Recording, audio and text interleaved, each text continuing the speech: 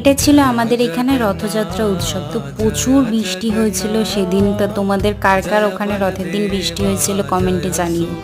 তো বৃষ্টি মাথায় নিয়ে বেরিয়ে পড়লাম রথ দেখতে। আমাদের এখানে মূলত দুটো রথ বেরোয়, একটা শ্রী শ্রী হরি ঠাকুরের রথ যেটা দেখতে পাচ্ছ বর্তমানে, আর একটা বেরোয় শ্রী জগন্নাথ মহাপ্রভুর। তো দেখো এই রথটা না ঠিক ওই মাথায় দেখতে পাচ্ছ, ওইখানে গিয়ে দাঁড়িয়ে দুটো রথ একটার সাথে আর একটা দেখা হয়। তো সেখান থেকে দেখা হওয়ার পরে তো ওটা চলে যায় ওর মাসির বাড়িতে, আর এই যে আসছে সামনেরটা হচ্ছে শ্রী শ্রী জগন্নাথ মহাপ্রভুর রথ।